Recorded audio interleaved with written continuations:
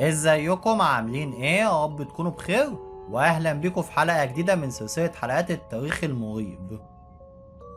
وفي البداية حابب اعتذر عن الفترة الطويلة اللي انا فضلت منقطع فيها عن اليوتيوب، بس ان شاء الله هحاول انزل فيديوهات على قد ما اقدر في الفترة اللي جاية.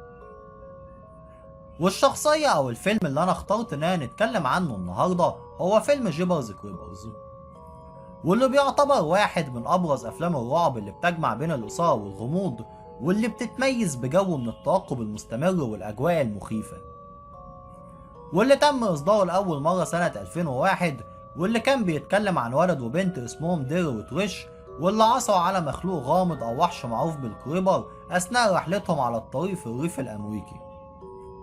واكتشفوا بعد كده ان هو بيسهر كل 23 سنة علشان يقوم باختيار ضحاياه بناء على الخوف والرغبة، وياكل البشر ويعيد بناء جسمه من اعضائهم. وللأسف الفيلم انتهى بان الكريبر قام بخطف بطل الفيلم وابتعد بيه في الظلام، وقام بسلخ جلده ونزع عينيه منه علشان يستخدمها كجزء من طقوسه المروعة لإعادة تجديد نفسه. والنهاية كانت مأساوية جدا، وسابت المشاهدين كلهم في حالة من الصدمة والترقب للأجزاء اللي جت بعد كده. وفعلا السلسلة دي اتكونت من 4 أجزاء لغاية دلوقتي، وأفضلهم من وجهة نظر الشخصية هو الجزء الثاني اللي تم إصداره سنة 2003، واللي الكبر برضه هجم فيه على حافلة كانت مليئة بالطلبة اللي في الجامعة. لكن على الرغم من ان كلنا بعد ما شفنا الفيلم ده اكيد روحنا نمنا واحنا مطمنين ان الكائن ده كان مجرد شخصية خيالية من وحي خيال المؤلف.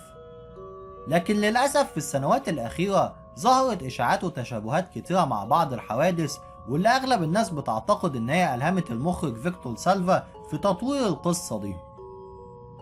وفي الفيديو بتاعنا النهاردة هنتكلم عن أشهر القصص دي بالتفصيل، بس يا ريت لو سمحتم قبل ما نبدأ تدوسوا لايك وتعملوا اشتراك للقناة وتفعلوا زر الجرس عشان يوصلكم كل جديد. طبعا فكرة ان اي انسان يختفي وكأنه مش موجود اصلا وما يبقاش ليه اي اثر نهائيا يعتبر شيء غريب الى حد ما، لكنه بقى بيحصل دلوقتي بشكل مستمر، وتقريبا كلنا اتعودنا على الحكايات اللي زي كده.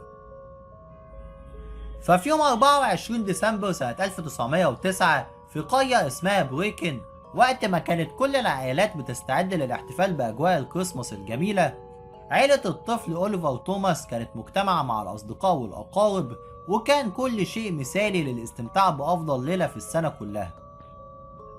لكن وقت ما كانت الحفلة بتتقدم أدركت السيدة توماس إن المية خلصت من عندها، فطلبت من أوليفر ابنها واللي كان عمره حوالي 11 سنة بس تقريبا إنه يخرج جلب الماء من البئر اللي كان بيعتبر على بعد مسافة قصيرة من المنزل بتاعهم. والطفل على طول خرج وفي ايده جردل صغير عشان يعمل اللي والدته طلبته منه. لكن في غضون ثواني معدودة من مغادرته هزت صرخات أوليفر العالية كل اللي كانوا موجودين في المنزل، ووالده اعتقد في البداية إن ممكن يكون في حيوان مفترس قام بهجوم على ابنه، وفورا مسك البندقية بتاعته وجري مع باقي الأشخاص.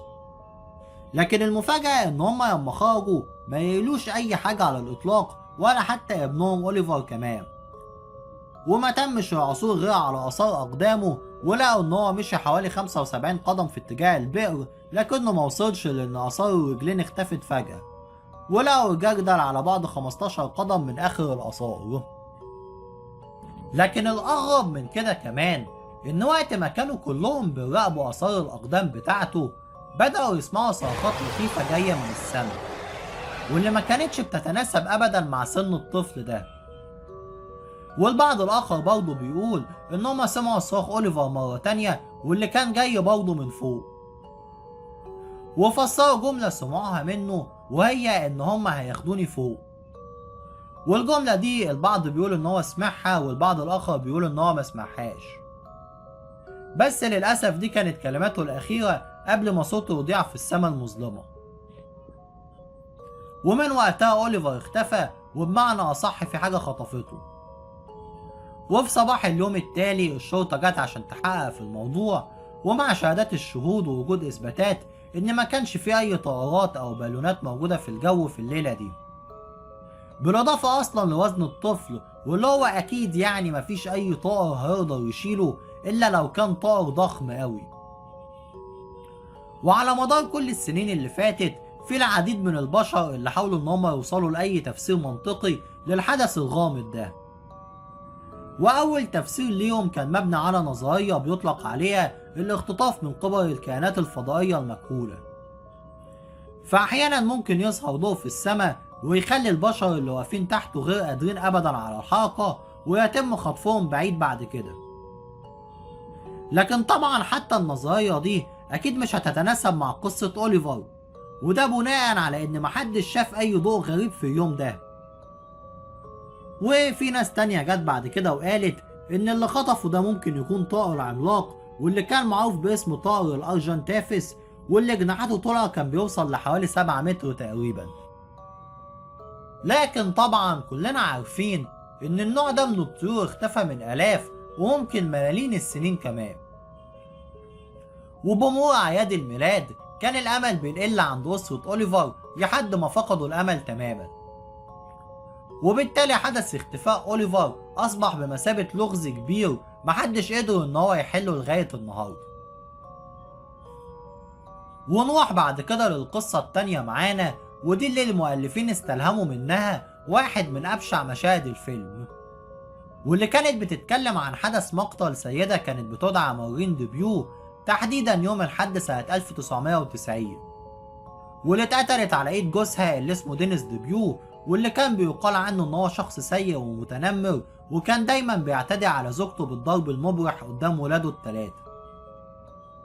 لكن في مرة بعد ما ضرب زوجته كذب على ولاده وادعى ان هو هياخدها للمستشفى علشان يعالجها، لكن في الواقع هو خدها للغابة وقام بإطلاق النار عليها وقتلها هناك. لكن في نفس الوقت ده كان في زوجين اسمهم ري وميري سوانتون، واللي كانوا خارجين للتو في نزهة قصيرة، ولقوا شاحنة وهي واقفة عند مدرسة مهجورة، وشافوا دينيس وهو شايل ملاية ملطخة بالدم من ورا المبنى. وبعد ما مشي قرروا ان هم يرجعوا للمدرسة دي، وهناك لقوا جثة مارين في اعماق الحفرة، وعلى طول بلغوا الشرطة، والشرطة جت واكتشفوا ان هي اتصابت برصاصة في راسها. وطبعا دينيس من وقتها هرب من المدينة كلها، ويقال ان هو غير اسمه لهانك بعد كده وحصل على صديقة جديدة كمان. لكن بعد سنوات في وقت لاحق في واحد من الاصدقاء قدر ان هو يتعرف عليه، وبالتالي دينيس اتورط في مطاردة كبيرة من الشرطة. ولما كانوا على وشك ان هم يقبضوا عليه دينيس قام بإطلاق النار على نفسه وانتحر في الآخر. وطبعا كل اللي حصل ده كان مشابه جدا للمشهد بتاع دير وتويش لما كانوا ماشيين على الطريق السريع وشافوا الكريبر برضه عند الكنيسة المهجورة وهو بيقوم بحفظ جثث ضحاياه جوه سرداب أو قبو مظلم. والمقر ده كان بيمثل جزء كبير من شخصية الكريبر الغامضة، وقدر ان هو يعكس طبيعته كوحش بيجمع اجزاء من البشر علشان يبقى على قيد الحياة، واللي في نفس الوقت المخرجين استخدموه بشكل كبير لابراز عزلته ورعبه علشان يقدر ان هو يزيد من شعور التوتر والخوف عند كل المشاهدين في الاخر. وبكده نكون وصلنا لنهاية الحلقة بتاعتنا النهاردة، واتمنى ان هي تكون عجبتكم، وياريت تكتبولي تحت في الكومنتات عن الشخصيات المرعبة اللي انتوا حابين ان انتوا تسمعوا عنها في الفيديوهات اللي بعد كده. واستنوني المرة الجاية في حلقة جديدة من سلسلة حلقات التاريخ المريب، واشوفكم على خير ان شاء الله.